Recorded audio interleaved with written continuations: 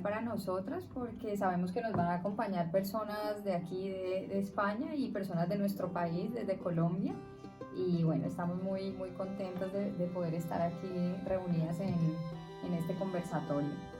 Capacidad, diversidad funcional, y por eso estoy muy contenta de poder estar hoy aquí compartiendo este espacio con Angélica, con Tatiana y con todos ustedes que nos acompañan. Y aprovecho para agradecer a la Asociación KCNQ2 de España, que nos apoyaron con la realización de este conversatorio y con la difusión del mismo. Sí, mi nombre es Tatiana Rubiano, psicóloga, psicoterapeuta. He participado en proyectos comunitarios en las áreas de la salud y la pedagogía. Me encanta acompañar a las personas en su proceso de desarrollo y también me ha unido al conversatorio el hecho de ser mamá, de que he cuidado y he acompañado a mis 2 hijos, en especial a mi hijo diagnosticado con trastorno de déficit atencional trastorno de déficit atencional e hiperactividad. Entonces, bueno, sé todo este manejo de emociones que se generan a raíz de este proceso de crianza. Bueno, entonces lo que les decía anteriormente, vamos a hacer unas preguntas orientativas a lo largo de este conversatorio, donde queremos que ustedes nos dejen saber en el chat todas esas respuestas, bueno, y nos las dejen allí para nosotros tener información y poder ir elaborando todo lo que se va a derivar y que vamos a ver a lo largo de él. También a su vez, nuestra compañera Luisa, que nos ha dicho que es mamita de Samuel, también nos va a contestar esas preguntas. Demos paso pues a la primera pregunta. Dinos, Luisa, y a todos ustedes, ¿qué emociones han experimentado a lo largo de este proceso que es de cuidar a una persona con este tipo de enfermedad? Perdón, aprovechemos también como hay personas que probablemente no estén familiarizadas con lo que es una enfermedad rara, pero nos están acompañando hoy aquí. La invitación es que igualmente respondan a la pregunta desde lo que creen que podría pasar con ustedes si en algún momento se enfrentan a una situación así. O a un diagnóstico. O a un diagnóstico. Bueno, de nuevo muchas gracias y voy a compartir desde mi experiencia cuáles han sido como las principales emociones bueno, que nos han acompañado como familia, pero voy a hablar como desde mi rol de madre y de cuidadora de Samuel. Samuel nace hace 8 años y después de un embarazo normal, un embarazo sin complicaciones, un embarazo sin ningún riesgo. Por lo tanto, lo que yo esperaba en el momento de nacer era, bueno, que Samuel naciera y nos fuéramos para la casa. Samuel, a la hora de haber nacido, empieza a convulsionar y en ese momento era no saber qué pasaba, o sea, no sabíamos por qué estaba convulsionando, qué pasaba, qué seguía. Empezamos a ver, empiezan a pasar los días y empezamos a ver que tampoco los médicos saben. Y en ese momento yo creo que cuando recuerdo, yo creo que la emoción que experimentaba con mayor intensidad era el miedo. Yo realmente estaba muy asustada. A nosotros nos dieron un diagnóstico de una enfermedad metabólica cuyo pronóstico de vida era de 10 meses. Yo sentía mucha tristeza, incluso en las noches, conversando con Pablo, mi esposo y padre de Samuel, un poco era, ¿qué vamos a hacer? O sea, Samuel se va a morir y eso a mí me llenaba de muchísimo miedo. En ese entonces yo podría describir un poco como mi vida como una película, porque yo me levantaba como con mucha ilusión. Nosotros teníamos que ver a Samuel de 8 de la mañana a 10 de la noche, estaba ingresado. Y yo me levantaba con mucha ilusión, con expectativa, me iba para la clínica con Pablo, esperando, o sea, esperando que nos dijeran algo, que nos explicaran qué pasaba y que por supuesto nos dieran una buena noticia. El día finalizaba y era como que en el día esa fuerza y esa ilusión y esa expectativa se iba acabando. Yo terminaba muy cansada porque no pasaba nada, o sea, no, todo era esperar a que si viene el genetista, esperar que si viene el neuropediatra, esperar que si vienen a hacerle los exámenes, pero nunca teníamos nada claro. Y esta era la sensación, ¿no? Como que en la mañana era expectativa, ilusión y terminaba con tristeza y agotamiento. Luego, cuando a Samuel le descartan ese diagnóstico, nos quedamos sin diagnóstico, pero el camino era seguir, o sea, no sabíamos qué pasaba con Samu, no sabíamos a qué nos estábamos enfrentando, pero sabíamos que teníamos que hacer todo un proceso de terapias, de neurodesarrollo para ayudarle a él a ir pues dando pasos hacia adelante. En ese momento, digamos que el tema era, vamos enfocados en acompañar a Samuel y digamos que allí no había tanto lugar ni para el miedo ni para la angustia, sino hacia adelante, o sea, era esperanza y expectativa y también empiezan a aparecer cosas muy positivas como la satisfacción de ver a Samuel respondiendo a las terapias. Yo creo que eso también es importante. Luego llega a los 3 años el diagnóstico de la encefalopatía epiléptica asociada a la mutación del gen KCNQ2 y esto era desconocido, estoy hablando de hace 5 años, no conocía la asociación, vivíamos aún en Colombia, no conocía a nadie que tuviera, digamos, esta misma condición, por lo tanto era una sensación de estar solos en medio de no saber qué hacer, era incertidumbre y vuelve a aparecer en mí el miedo, ¿sí? El miedo a qué va a pasar con Samuel y qué va a pasar como con todo este camino recorrido. Luego, bueno, ya viene, digamos, como todo un proceso hasta el día de hoy, pero yo lo que quiero como poner sobre la mesa y, digamos, en el conversatorio es, yo no puedo hablar de una sola emoción, ni de dos, ni de tres, yo puedo hablar de muchas emociones que van y vienen, a veces son más intensas, a veces las puedo, digamos, gestionar mucho mejor y depende como del momento de vida también de Samuel y del momento de vida mío. En este momento, hoy, es el último día que Samuel toma su medicamento, su anticonvulsivante, y hace 3 meses que tomamos la decisión bueno, vamos a empezar a retirar el medicamento. Yo volví a sentir muchísimo miedo, o sea, creo que el miedo a mí me acompaña como en momentos, es muy intenso, pero digamos que el soporte que tengo a mi lado de la familia, de los médicos y de la realidad que veo en Samuel, a mí me ayuda como a regular ese miedo, a permitir que esté, lo hablo, lo expreso y bueno, él baja en intensidad y es como si desapareciera. Entonces es un ir y venir de emociones y bueno, creo que así podría describir esta experiencia mía como cuidadora y mamá de Samuel. Bueno, primero pues gracias por compartir esto tan importante para ti y para tu familia con nosotros el día de hoy. Y bueno, estos minutos que siguen, lo que queremos un poco es explicar entonces cuál es la función de esas emociones, así como las está viviendo Luisa y su familia. Quizás muchos de ustedes también han experimentado emociones similares y a veces la inquietud de uno es: ¿esto que estoy sintiendo es normal? ¿Está bien que yo me sienta de esta forma? ¿O debería que estar experimentando otro tipo de emociones? Y la respuesta es que no existen emociones ni buenas ni malas, ni positivas o negativas, que es como un poco lo que nos han vendido, y que hay unas que sí se pueden sentir y otras que no deberíamos sentir. El primer mensaje entonces en el conversatorio es que las emociones cumplen una función biológica, tienen un mensaje para nosotros. Lo que hay que aprender es a tratar de entender cuál es el mensaje, por ejemplo, de la incertidumbre, cuál es el mensaje del miedo. Si experimentamos de pronto sentimientos de culpa, muchas otras familias experimentan una sensación de sentirse culpables o que son castigados por algo. Entonces, el primer ejercicio es de autoconocimiento, identificar cuáles son las emociones que surgen alrededor no solamente del diagnóstico de una enfermedad rara, sino una situación de discapacidad, una diversidad funcional. Todo ello nos puede llevar a vivir esas emociones que dice Luisa, que un poco cuando yo la escucho lo que siento es como si fuera una montaña rusa, ¿no? Sí, porque sí. Hay unos momentos de esperanza, de alegría, otros momentos en que bajan como esas emociones. Entonces, en estos minutos me va a permitir explicar un poco también desde lo que yo conozco y lo que yo he podido vivir en mí, cómo funciona nuestra mente. ¿Cuál es la labor o cuál es la función biológica de estas emociones para poder entenderlas? En la medida en que la entendemos, tenemos la posibilidad de aliviar. Comprender es aliviar. Entonces, lo primero es pararnos desde lo que las neurociencias hoy nos explican de cómo funciona nuestra mente.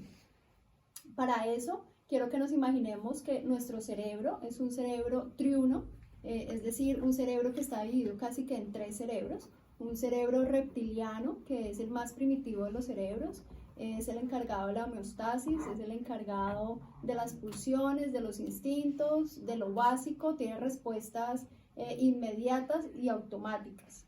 Hay un segundo cerebro que es conocido como el cerebro límbico, es el que compartimos con otros mamíferos, es el cerebro que se encarga de la satisfacción y el cerebro que se encarga de las relaciones, es la conexión con el otro y cubre todo lo que tiene que ver con las emociones. Y por último está un cerebro que es conocido como el neocórtex, que es la última parte, es lo que filogenéticamente se desarrolló en una última instancia. Y es, en otras palabras, lo que nos hace humanos o seres superiores, porque el neocórtex se encarga principalmente de la atención, de la concentración, de la creatividad, de la resolución de problemas, de la planeación. Es finalmente quien nos ayuda a regular esas emociones que aparecen en el cerebro límbico. Para la conferencia que nos compete el día de hoy, para esta conversación que tenemos hoy, nos vamos a centrar en el cerebro límbico, que cubre todo lo que tiene que ver con las emociones.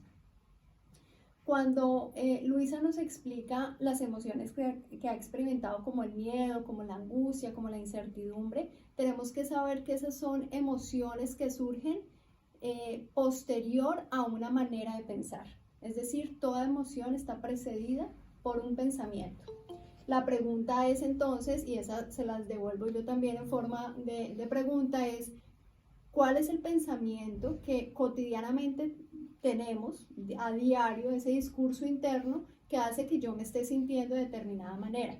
Porque creo que esa va a ser la clave para poder luego gestionar nuestras emociones, identificar ese diálogo interno, identificar nuestro sistema de creencias para poder luego entender entonces que esto que yo estoy sintiendo es el resultado precisamente de esa forma de pensar. Ahora bien, esas emociones de las que Luisa nos está compartiendo, hay que decir que de alguna forma pueden ser percibidas por nuestro cerebro como una amenaza.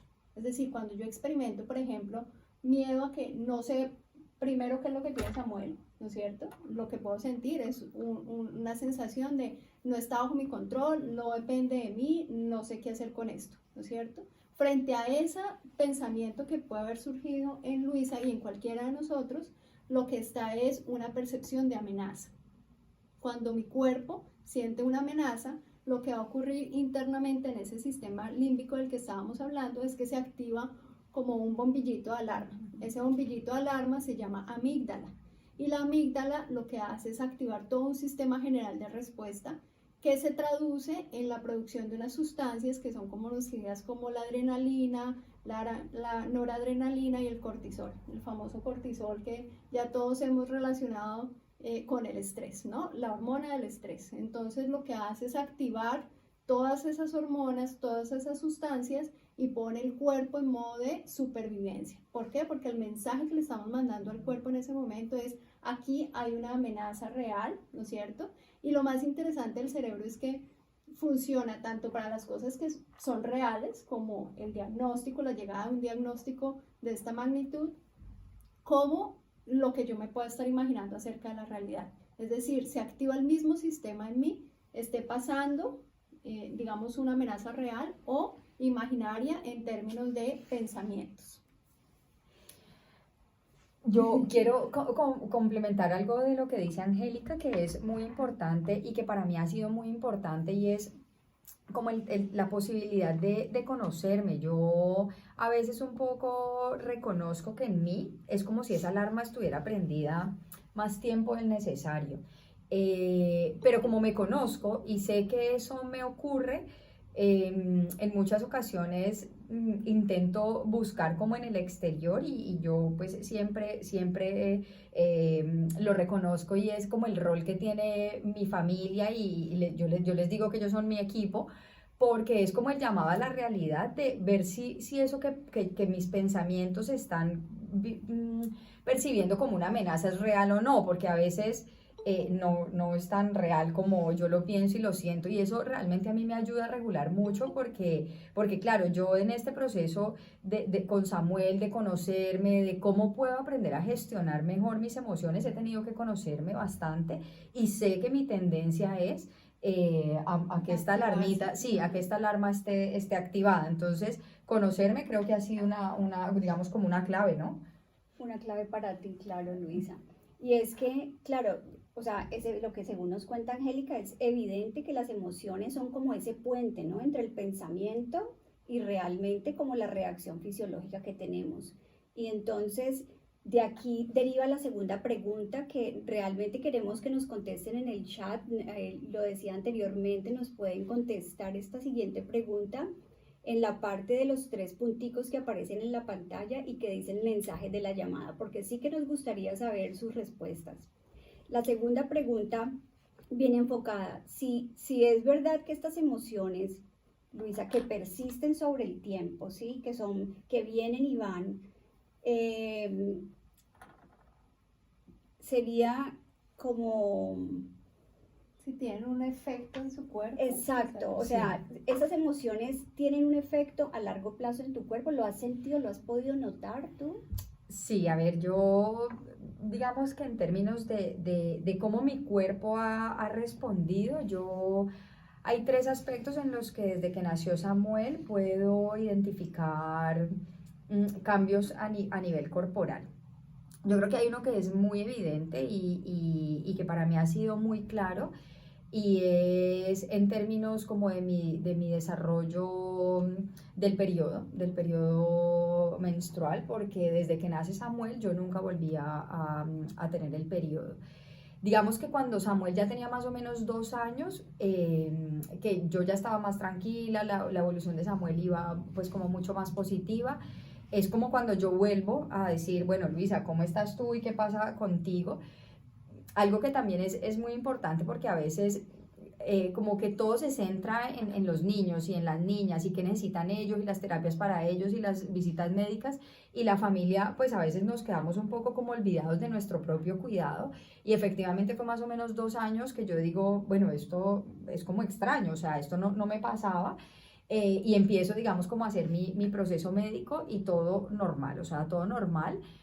Ya ha habido 4 ocasiones en las que he ido al médico precisamente como por esta situación, más como para saber si todo está normal, y sí. Pero ¿qué pasa? Yo de todas formas siento que algo hormonalmente tiene que ocurrir en mí, y creo que como decía Angélica, esta famosísima hormona del estrés, algo tiene que hacer a nivel hormonal, y yo creo que en mí eso también es muy evidente.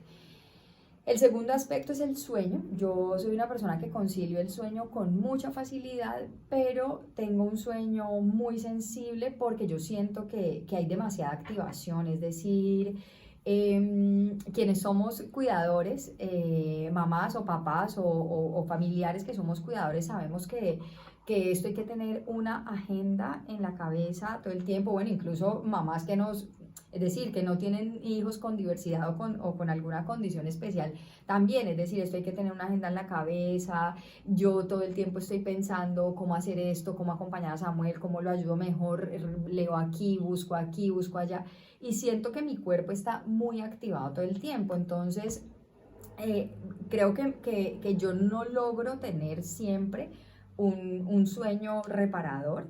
Y como les decía hace un momento,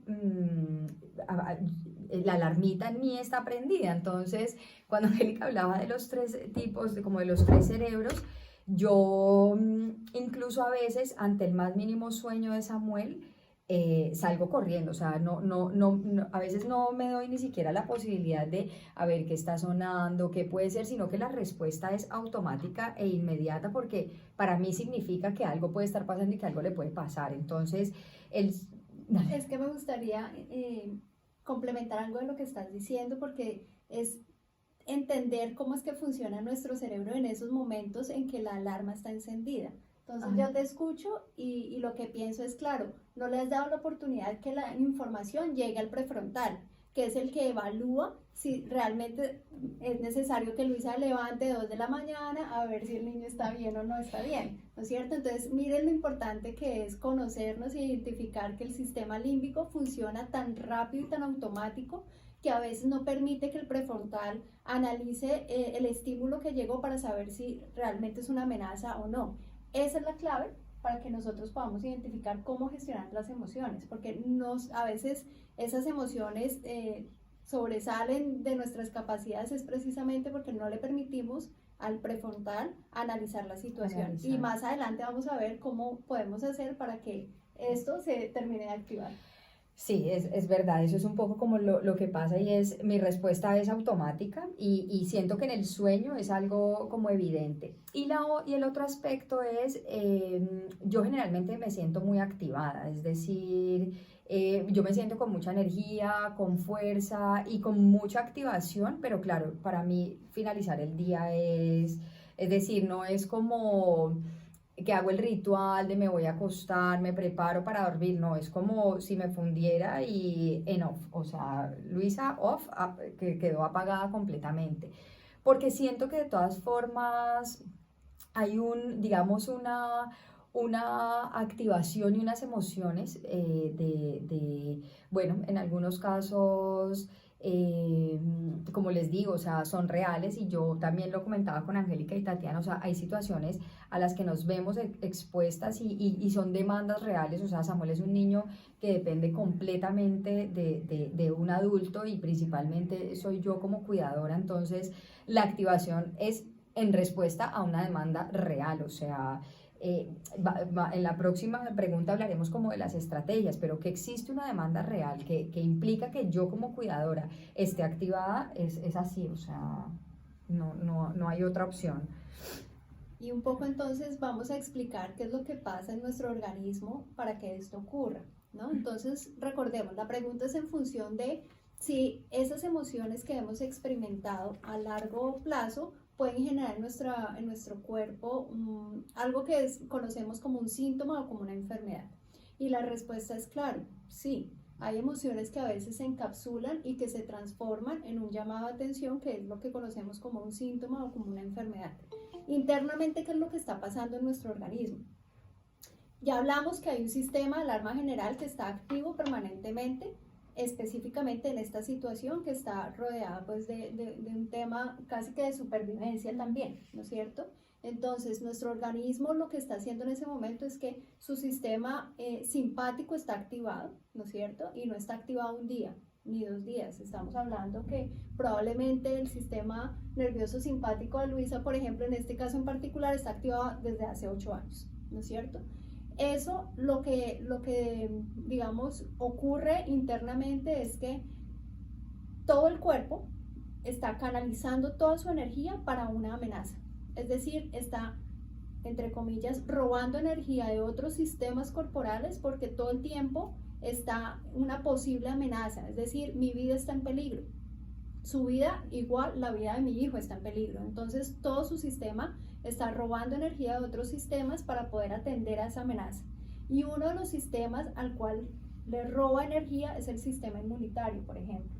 Entonces el sistema inmunitario, pues todos sabemos, es el que nos protege contra enfermedades, contra virus, bacterias y demás. Si le han robado la energía que necesita para poner al cuerpo fuerte, pues muy probablemente aparezcan muchos síntomas. Luisa mencionó uno, pero estoy segura que todos hemos experimentado no solamente bajo estas circunstancias, sino otras circunstancias que consideremos como estresantes, otro tipo de sintomatología.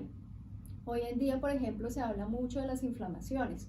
Todo lo que termina en itis es una inflamación de nuestro organismo debido a esa ausencia de un sistema inmune fortalecido.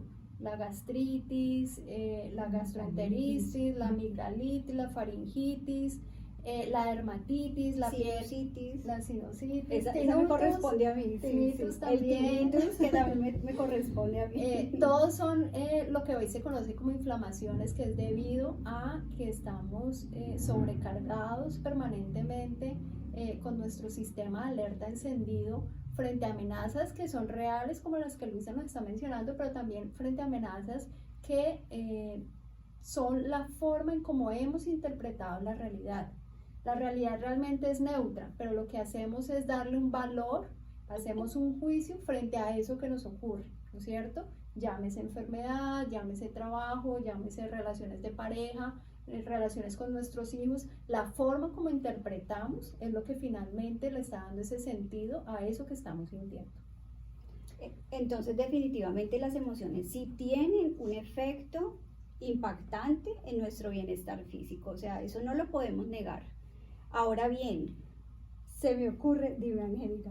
No, que quería complementar también que uno podría decir, no, pero qué panorama como tan triste, o sea, ¿no?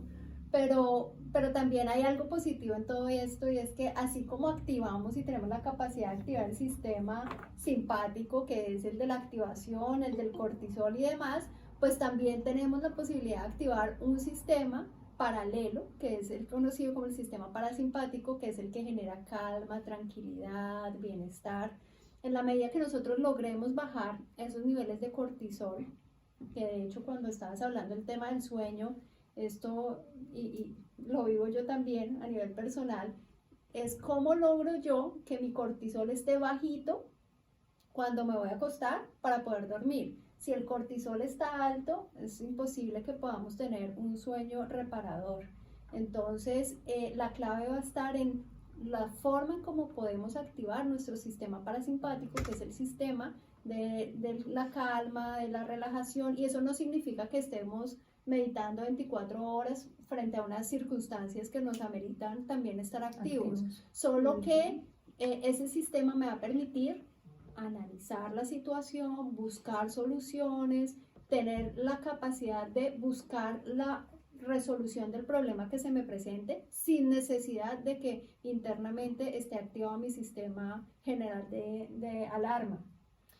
Pero a mí también hay otro aspecto que me parece importante, cuando Angélica decía, no, pues el panorama y es que mi sensación y mi experiencia es que cada vez se está poniendo más el foco también en nosotros como familias y nosotros como cuidadores. Y yo creo que eso es muy importante. Cada vez empezamos a escuchar y a hablar más de salud mental, de cuidar nuestra salud mental, de prevenir, no esperar a que lleguemos a un punto en el que nuestro cuerpo reaccione física y emocionalmente a todo un estrés sostenido que hace parte de la realidad que enfrentamos muchas familias, sino que ya se empieza, digamos, a darnos un lugar y unas alternativas también para que nosotros nos cuidemos. Y yo recuerdo el año pasado cuando se celebraba el Día del Cuidador y todos los mensajes de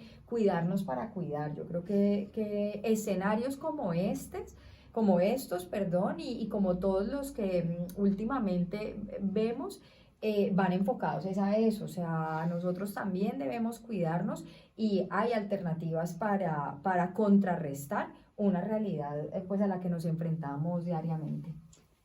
Se la tengo. Activando una hormona en particular, que es conocida como la hormona de la felicidad, que es la oxitocina. La oxitocina está muy ligada a esa activación que les mencionaba hace unos minutos del sistema parasimpático, y la oxitocina, muchos de nosotros podemos relacionarlas con el momento de la maternidad y la lactancia, porque es cuando más producción ocurre, pero no solamente en las mujeres, sino en los hombres, y es en los momentos en que hay vinculación afectiva. Es decir, esto que nosotras estamos haciendo aquí de conversar de algo que casi nunca se habla, que son nuestras emociones, de cómo nos sentimos, aquí en este mismo instante estamos liberando oxitocina. Cuando nos abrazamos, que con el tema de la pandemia eso pues era impensable y que no nos quitaron el privilegio de abrazar, pero en la medida en que podamos abrazar, podamos empatizar con el otro, entrar en contacto con el otro, eso hace inmediatamente clic en nuestro cerebro y empieza la oxitocina feliz a andar. Bueno, y reunirnos con amigos también y con amigas para hablar acerca de lo que nos pasa en el día al día, eso también genera mucha oxitocina. Y es que yo también me preguntaba a veces, ¿no? Porque hay gente que le es fácil reconocer sus emociones, pero hay gente que a veces ni siquiera las conoce. Y fue lo que decías ahorita tú, Luis, a veces la familia, tú has sido afortunada porque hay otros que te han apoyado ahí dentro de tu familia, pero muchas veces encontramos aquellas familias donde solamente es el cuidador, que es papá y el hijo, o la mamá y el hijo, ¿sí? Y los otros alrededor, como que ese rol de cuidador a veces no lo quieren asumir, ¿no? Sino que más bien proveen desde la parte económica, pero a ese cuidador, lo que tú decías, es importantísimo darle todo ese apoyo. Entonces hay que buscar otras formas. Y viéndolo de esta forma me surge la tercera pregunta. Y la tercera pregunta va relacionada a ¿qué estrategias o recursos personales, ¿sí?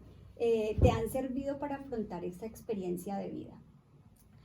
Bueno, yo digamos que retomando lo que decías hace un momento con relación a la familia, yo siempre que hablo de mi experiencia con Samuel y siempre que lo comparto, claro, resalto que para mí el soporte familiar, y digo de mi familia nuclear, es decir, Pablo, Samuel, el mismo Samuel y Manuela, pero también de mi familia extensa, es decir, mi familia en Colombia y mi familia aquí, para mí han sido claves.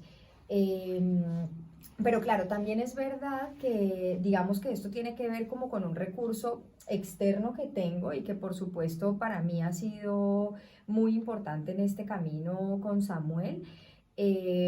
Pero si pienso como en mis recursos personales de Luisa, yo creo que hay algo que para mí ha sido fundamental y es expresar lo que siento. Yo les compartía, cuando estábamos hablando del conversatorio, les compartía a Angélica y a Tatiana una experiencia, bueno, de muchas, pero una que a mí me marcó mucho cuando Samuel estaba ingresado muy pequeñito. Le estaban haciendo un examen que era invasivo. eh, y yo recuerdo que yo lo tenía aquí en brazos mientras le hacían el examen y la doctora, yo estaba llorando, pero llorando sin mucha, es decir, no estaba, estaba controlada, estaba regulada, me salían las lágrimas y la doctora me decía, mamá, no llore porque usted le está transmitiendo toda la ansiedad a su hijo. Y yo recuerdo que a mí eso fue como un punto en el que yo después le dije a Pablo, no quiero que me lo vuelvan a decir, o sea, no quiero que me vuelvan a decir que yo no puedo llorar, no quiero que me vuelvan a decir que yo no puedo expresar lo que siento, porque además se lo transmito a Samuel, porque yo estoy viviendo algo que para mí es horrible. Entonces, incluso yo después de ese momento siempre, Samuel bebé, o sea, estoy hablando que tenía 3 meses, 4 meses, yo le decía, hijo, estoy llorando porque tengo miedo, porque no quiero que te pase nada, porque me siento mal, porque no sé qué hacer. Y yo soy una persona que expreso lo que siento, o sea, busco los momentos más oportunos, pero si yo siento la necesidad de llorar, yo lloro. En la charla que hubo de la asociación de Dravet esta semana, ella decía que la tristeza es líquida y que la tristeza hay que dejarla salir, y me gustaba mucho esa expresión porque es verdad, o sea, a mí me va muy bien. Y yo siento que en mí funciona como una olla, como una olla, un vaso que se llena, y yo cuando lloro, cuando hablo de lo que siento, como que lo vuelvo a dejar libre y vacío. Y así permito que las emociones transiten en mí, o sea, es como siento la tristeza, bienvenida a la tristeza, estoy triste, si lo tengo que hablar, lo hablo, si lo tengo que llorar, lo lloro, si lo tengo que escribir, lo escribo, y ella pasa y yo vuelvo, digamos, como a estar presente. Entonces, para mí expresar lo que siento es una de mis principales estrategias.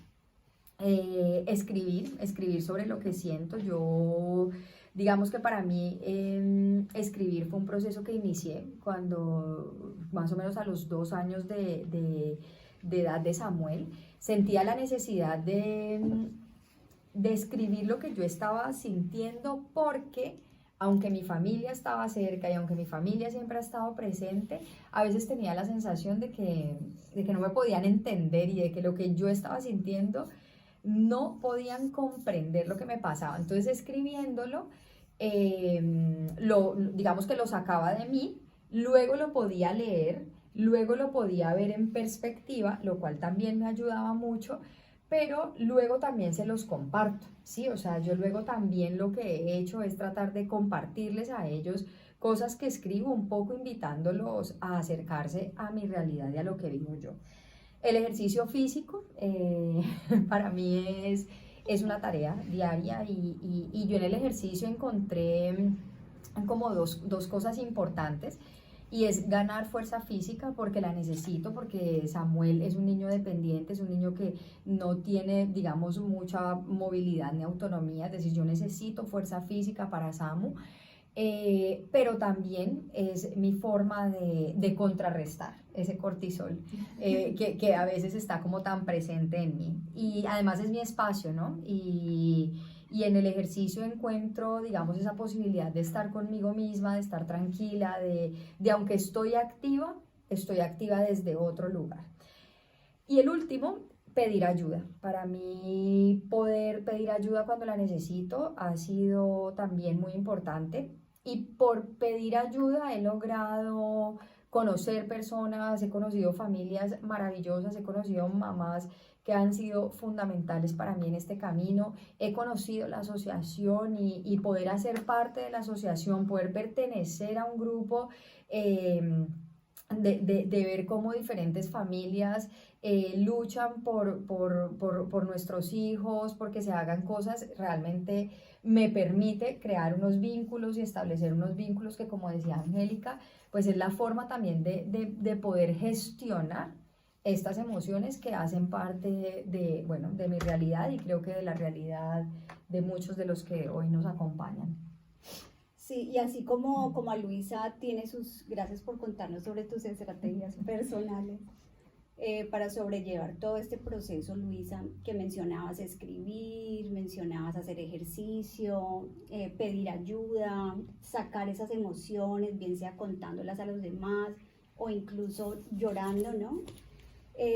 También podemos hacer nosotros otro ejercicio que se los quiero compartir como estrategia y es que cuando tengamos, ya nos contaba Angélica que no hay emociones negativas ni positivas, que son emociones agradables y desagradables, ¿verdad? Entonces, es cambiar la emoción desagradable por una agradable. Entonces, en este camino podríamos hacer un alto y enfocarnos un poco, a lo largo de tu discurso, nos has hablado que la emoción que más ha estado contigo es como la incertidumbre, ¿no? Desde que ibas a recibir el diagnóstico, luego los tratamientos a seguir. Entonces enfoquémonos como en esa emoción, digámoslo, desagradable, la incertidumbre. Vamos a transformar esa incertidumbre en una emoción agradable y vamos a enfocarnos en la gratitud. La gratitud es una emoción que tiene magia prácticamente y se los explicaré. La gratitud te trae al aquí y a la ahora. Es decir, a través de la gratitud lo que haces es que entras en tu mundo interno, ¿sí? Pones los pies en la tierra y dices, bueno, yo paso por esta situación, estoy viviendo esto que no es nada agradable, pero ¿qué puedo yo agradecer en estos momentos, ¿no? Y es cuando llegas y aterrizas y dices, sí, alrededor cuando miro, sí tengo cosas que agradecer. Entonces, este ejercicio lo podemos hacer en cualquier momento, en cualquier lugar, simplemente poniendo los pies en la tierra, porque obviamente tenemos un poquito que estar aquí en el ahora, o puede ser tendido en la cama, y debemos pensar 3 cosas a las cuales agradecer.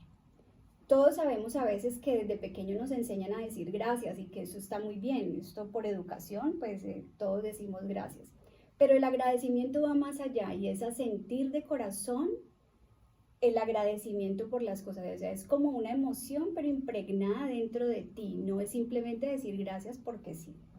Entonces es una invitación que les hago y es a que pensemos en 3 cosas, bien sea en la mañana, estando en cama antes de abrir los ojos, pensar, bueno, doy gracias a la vida por esta mantica calientica que me protege del frío, o dar gracias por la persona que tengo al lado, ¿sí? Por ejemplo, tu hijo. Dar gracias, 3 cosas. Y luego, antes de dormir, también dar gracias. No solamente gracias por cosas que hayan pasado, ¿sí? Sino que puedes dar gracias por lo que va a pasar también. Y así te proyectas un poquito hacia el futuro.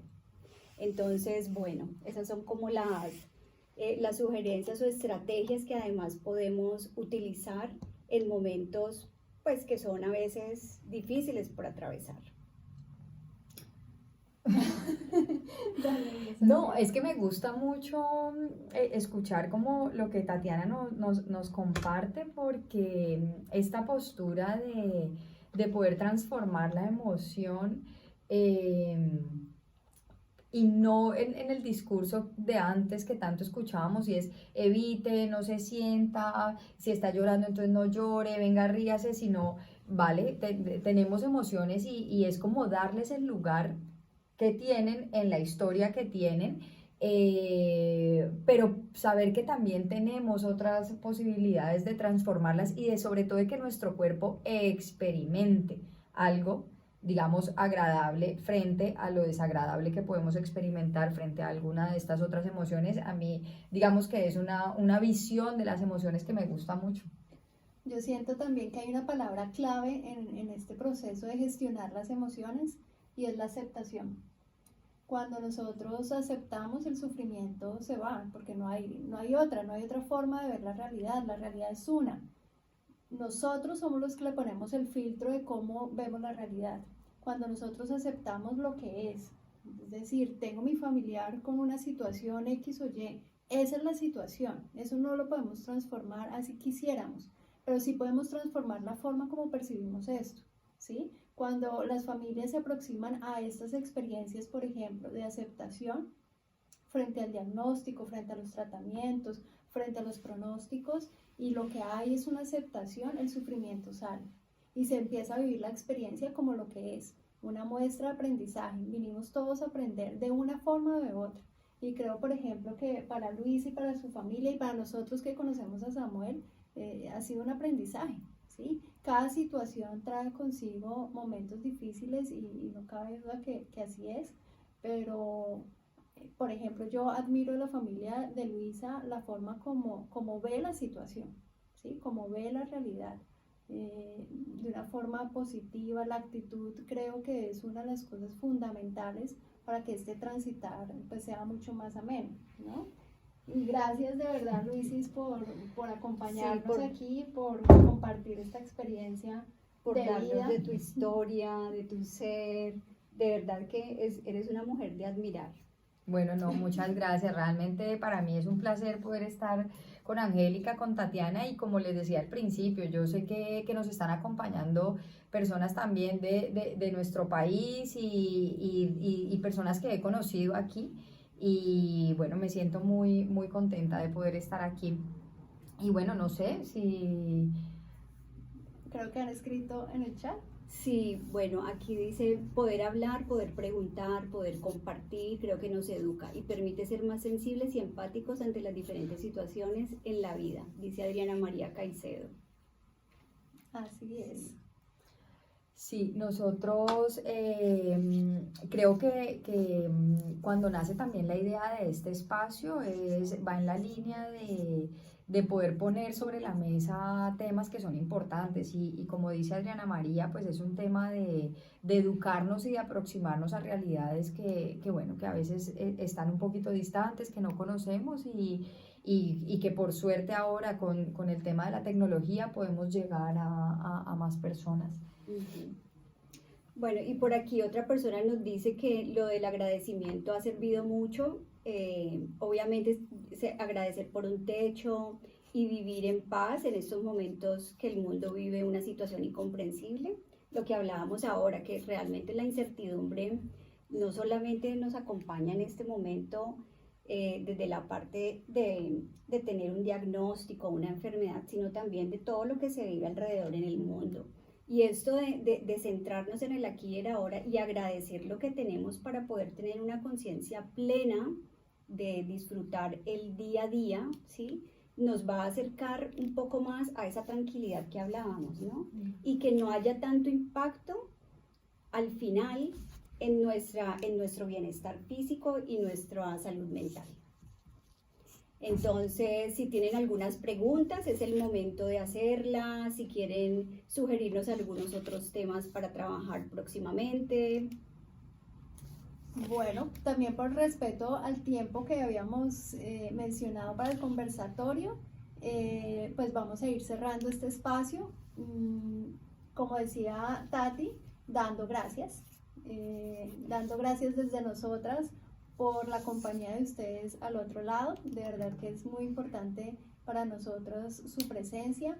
Esperamos de corazón que el mensaje haya llegado a sus corazones y que si en algún momento sienten la necesidad de compartir, de hablar de esto que está ocurriendo, pues nos lo hagan saber. Estamos aquí dispuestas a escuchar desde la experiencia, como lo ha dicho Luisa, pero también desde el conocimiento que nos da la psicología.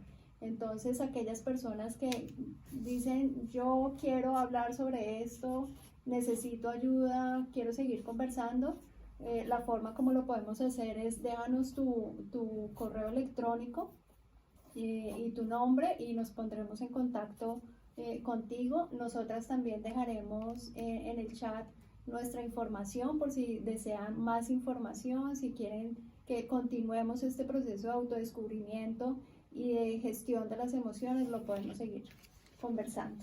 Claro que sí, muchísimas gracias Luisa, muchísimas gracias a KCNQ2 por todo el apoyo, por todo y sobre todo gracias a ustedes por permitirte este espacio que es importante de hablar sobre las emociones, en especialmente a los cuidadores de otras personas.